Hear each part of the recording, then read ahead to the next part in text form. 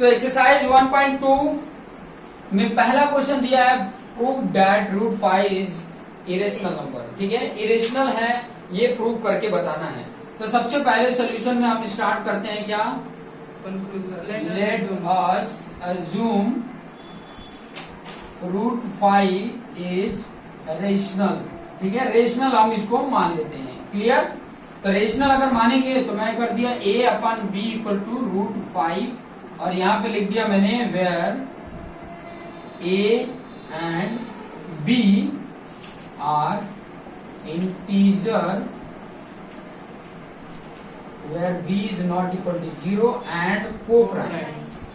co-prime है। ठीक है, co-prime का मतलब है कि इनका HCF क्या आएगा, 1 आएगा। तो सबसे पहले हम क्या कर देते हैं, b जो डिवाइड है इस तरफ कर देते हैं, a equal to root 5 into B. Clear? Both side square कर देते हैं, बोथ साइड स्क्वायरिंग।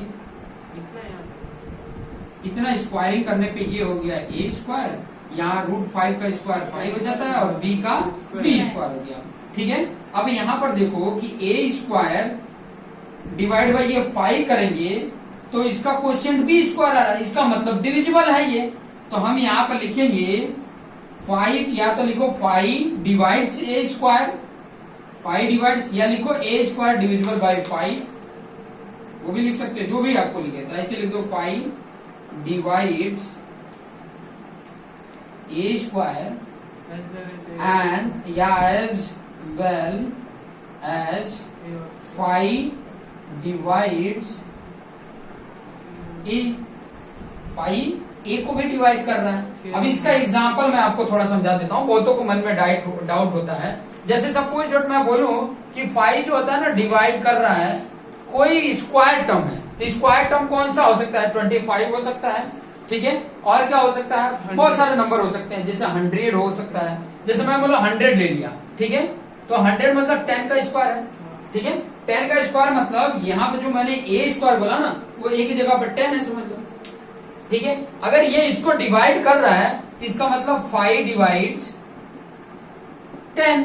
ऑलरेडी देखो 5 टू 10, मतलब 5 क्या है, 10 का मल्टीपल, 5 का मल्टीपल 10 है। ठीक है, इसका मतलब मैं इसको ऐसे भी तो लिख सकता हूँ 5 इंटू 2 इक्वल टू 10। इसका मतलब ये 2 की जगह पे मैं कभी कभी r लिख देता हूँ या c लिख देता हूँ, तो इसके बराबर हो गया कि नहीं। ये जो मैं a लेता था, a ही की जगह पे मैं ये 2 की जगह पे c या कोई भी अल्फाबेटिकल ऑर्डर लिख लेता हूँ कि इसका मल्टीपल करने पे यार, तो ये तो मैंने एज्यूम किया ना, वैसी जगह पे कोई और नंबर हो जाएगा, तो ये 2 ही नहीं आएगा ना, 3 भी हो सकता है, 4 भी हो सकता है, 5 भी हो सकता है, इसलिए कोई अल्फाबेटिकल ऑर्डर दे देते हैं। ठीक है, क्लियर? अभी समझ में आया लॉजिक? अभी यहाँ पे 5 divides a square as well as 5 divides a, according to लिख भी सकते हो, अकॉर्डिंग टू 1.2 थियरम, ये भी लिख सकते हो। ठीक है, अकॉर्डिंग टू 1.2 थियरम।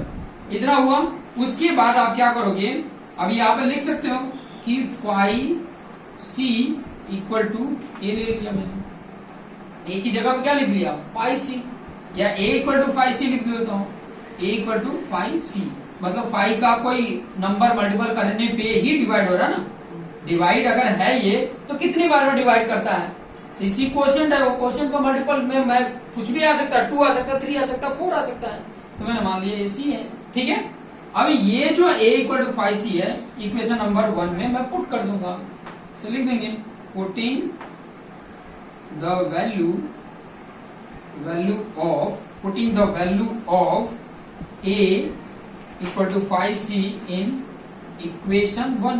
इक्वेशन 1 में पुट करूंगा, अगर मैं यहाँ 5c पुट कर दिया तो इसका स्क्वायर है, मतलब 5 का स्क्वायर 25 हो गया और c का स्क्वायर c स्क्वायर, और इधर आ गया 5b स्क्वायर। क्लियर? अब ये 5 जो है 5 से सब में डिवाइड कर दूं, इससे 5 को डिवाइड करूंगा तो 5c स्क्वायर, और यहाँ 5 से डिवाइड करूंगा तो 5 बन जाए 5, तो b स्क्वायर बन जाए 1b स्क्वायर, मतलब 1 का मल्टीपल करोगे तो वही आएगा।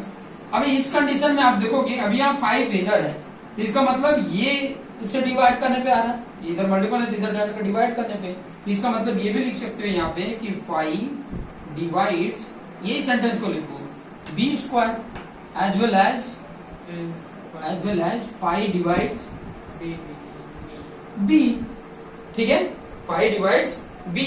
ये इतना लिखने के बाद आप यहाँ पे लिखोगे, जैसे इसके पहले मैंने लिखा था कि A and B are integer, ठीक है, या कॉमन फैक्टर लिख सकते हो, ए एंड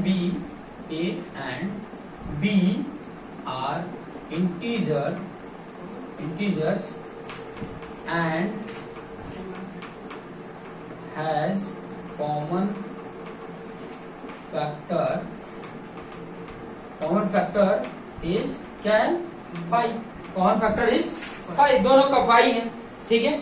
बट यहाँ पे लिखोगे but the contradiction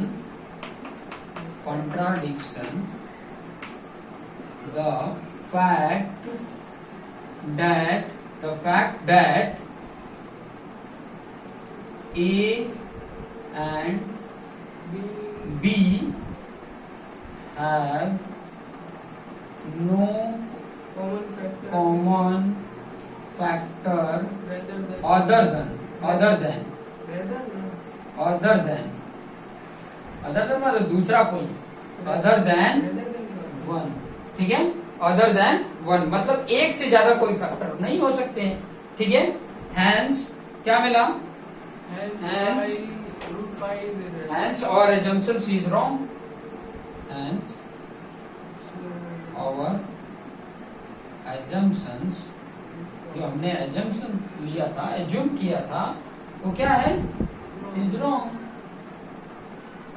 So √5 is irrational. Clear, इस तरीके से हम लिख देंगे। ये थोड़ा सा स्टेटमेंट है, ये थोड़ा याद करने पड़ेंगे, बाकी सब ये सिस्टम है, इस तरीके से आप कर सकते हैं, ठीक है। समझ में आ रहा होगा।